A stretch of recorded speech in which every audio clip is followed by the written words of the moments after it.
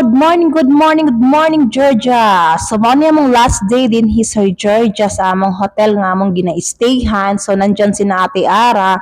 Akong ipakita sa inyo ang ambience sa gawas. Mao ni ang ambience sa gawas early in the morning like 8 a.m. Oh, hindi na pala early in the morning because it's already 8 a.m. guys. Pero mura na pa siya og gabi or ngit-ngit pa ba.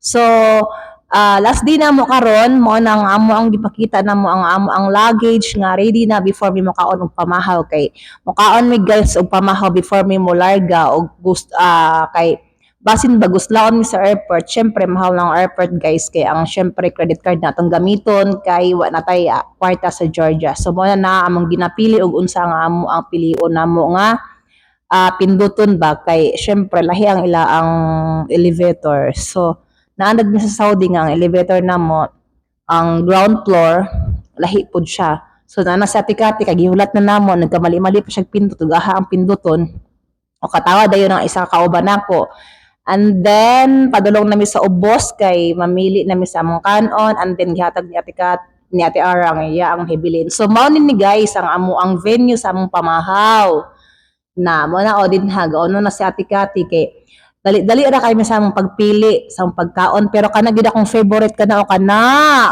akong favorite na pagkaon dito kay kabalo ka wala ka ayoy kanon dito so mapili lang sa restaurant nga among makita sa pagkaon so mananaan na ay bacon syempre baboy akong pilion ni mga cheese di ba mga salad din ha pero di ta nang salad kay ano di man ta diet o di ba so ang itlog o ang scrambled egg o ang hotdog di na mawala sa pamahaw.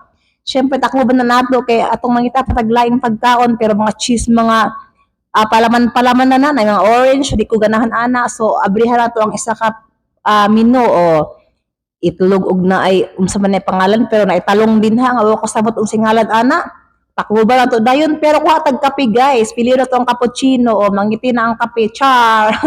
So after na to makakuha og kape mo ni ang ato ang mga pagkaon nga nakuha namo tanan. So upat na mi kabuok sumala na iya mig mga pagkaon. Pero pagkataod-taod minggawas na mi kay nana among magsundo sa amo ang padulong sa airport. I-arrange niya ang among mga maleta aron dili maguot sa sulod sa sakyanan kay walo man ang kamalita kay in one person two luggage man may gamay ug dako na among mga maleta na bitbit kay isa ka hand carry o isa ka company.